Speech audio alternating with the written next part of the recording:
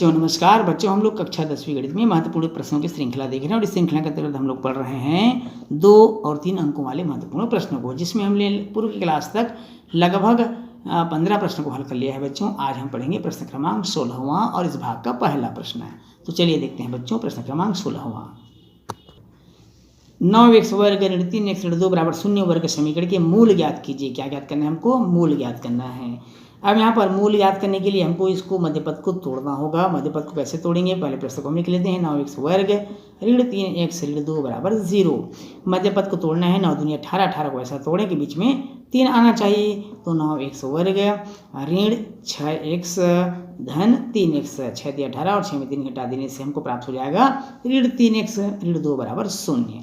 अब यहाँ पर दोनों में कॉमन क्या निकल रहा है बच्चों? कॉमन निकल रहा है 3x, 3 तिया 9, 3 दूनी 6। धन इसमें कुछ नहीं है कॉमन, तो 1 निकाल दीजिए। 3x ऋण 2 बराबर हो जाएगा 0। अब यहाँ पुनः कॉमन देख लीजिए। कॉमन है 3x ऋण 2, 3x ऋण 2 ये बाहर निकल आएगा।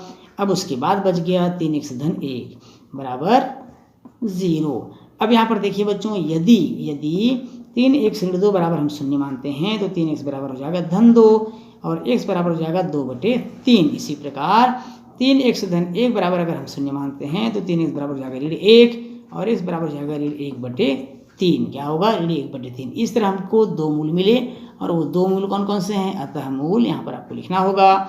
अतः मूल 2/3 व ऋण 1/3 ये हमारा क्या होगा? आंसर होगा। आइए बच्चों देखें अगला प्रश्न है।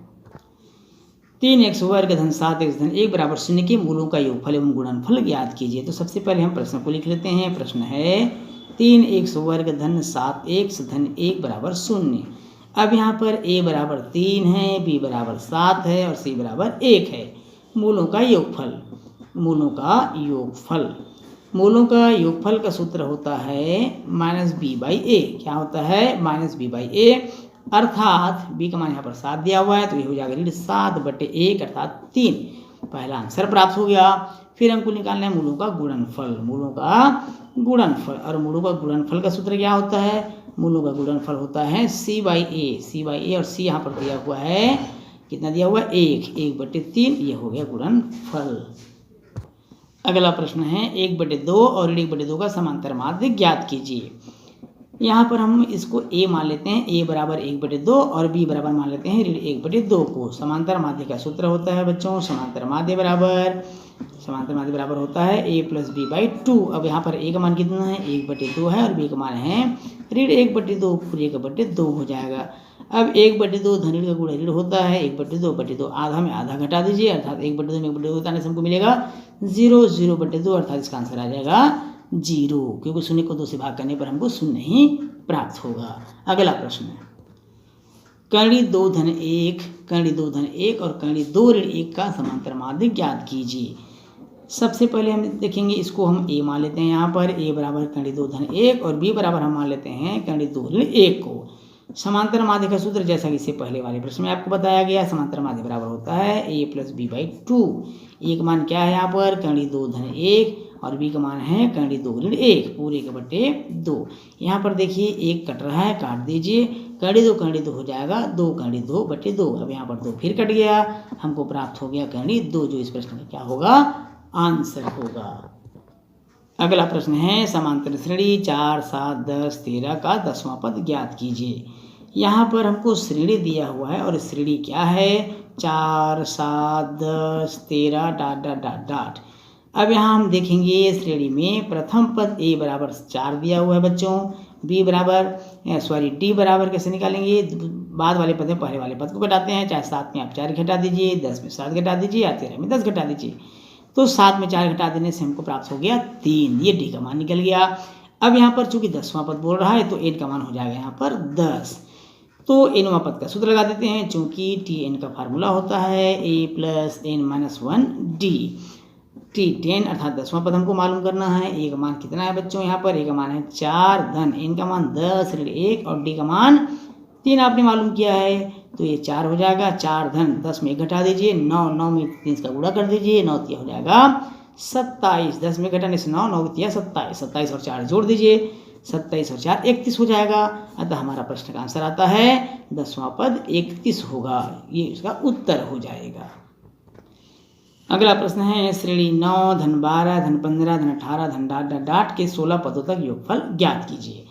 अब यहाँ पर हमको प्रश्न में दिया हुआ है प्रथम पद a बराबर 9, पदांतर या सार्वंतर d बराबर 12 में 9 घटा दीजिए बच्चों, 12 ऋण 9 या 15 ऋण 12 कर सकते हैं, 18 ऋण 15 कर सकते हैं, तो 12 में 9 घटा देने से हमको प्राप्त हो जाएगा 3।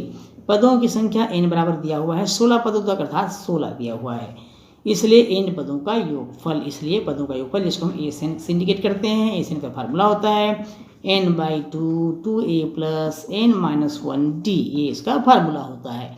अब यहाँ पर मान रख देंगे, n का मान कितना है 16/2, 2 गुणित a का मान कितना है यहाँ पर 9 धन n का मान कितना है, n का मान कितना दिया है 16, 16 ऋण 1 और d का मान कितना है 3 जो आपने ज्ञात किया है।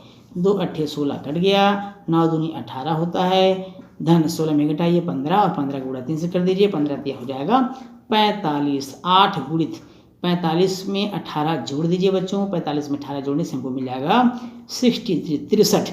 अब 63 का गुणा हम 8 से कर देंगे, 8 दिया 24, 8 6 48 तो 50, अर्थात हमको मिल जाएगा 504, और ये 504 क्या होगा 16 पदों तक का योगफल होगा और इस प्रश्न का आंसर होगा। आइए बच्चों देखें अगला प्रश्न। अगला प्रश्न है यदि x अनुपात 10 समानुपात 15 अनुपात 25 हो तो x का मान ज्ञात कीजिए। एक बार हम और प्रश्न को लिख लेंगे, x अनुपात 10 समानुपात 15 अनुपात 25 हो तो x का मान ज्ञात कीजिए। यहाँ पर क्या करेंगे बच्चों, अनुपात है मतलब इसको हम इस प्रकार से लिख सकते हैं, समानुपात मतलब बराबर होता है 15/25। अब आप चाहें तो यहीं से काट सकते हैं या तिरिया गुणा कर दीजिए, 1 गुणा 25 से हो जाएगा तो ये 25x हो जाएगा, इस प्रकार 10 गुणा 15 से हो जाएगा, 15 दाम 150 हो जाएगा, x बराबर 150/25, 150/25। अब 25 छक के 150 होता है, इस तरह से x का मान हमको प्राप्त हो गया 10, जो इस प्रश्न का क्या होगा आंसर होगा। आइए बच्चों देखें अगला प्रश्न। अगला प्रश्न दिया हुआ है यदि 8:14 समानुपात 16 का चतुर्थानुपाती ज्ञात कीजिए। यहाँ पर चतुर्थानुपाती दिया नहीं है, हमको मानना पड़ेगा, माना कि 8, 14, 16 का चतुर्थानुपाती x है, y है, कुछ भी मान सकते हैं बच्चों, हमने मान लिया यहाँ पर x है। तब इसको हम कैसे लिखेंगे, तब 8:14 समानुपात 16:x लिख लेंगे, ये इस तरह से हो जाएगा। अतः या इसलिए कर सकते हैं, इसलिए 8/14 समानुपात का बराबर हो जाएगा 16/x। अब यहाँ पर तिरिया गुणा कर दीजिए, 8 का गुणा x से हो जाएगा 8x हो जाएगा, और 14 का गुणा हो जाएगा 16 से, पक्षांतर कर देंगे, 14 का गुणा 16 से होगा बटे 8, 8 दूनी 16 होता है और 14 दूनी 28 होता है, अतः हमको x का मान मिल जाएगा 28, जो इस प्रश्न का क्या होगा आंसर होगा। चलिए बच्चों देखें अगला प्रश्न। अगला प्रश्न है 7 3 21 का चतुर्थानुपाती ज्ञात कीजिए। यहाँ पर हमको मानना पड़ेगा, माना कि 7 3 21 का चतुर्थानुपाती एक्स वाई कुछ भी मान सकते हैं बच्चों, मान लीजिए हमने x है मान लिया। जब हम x है मानेंगे तब हम इसको कैसे लिखेंगे, तब 7:3 समानुपात 21:x होगा, ऐसा हम इसको लिख लेंगे।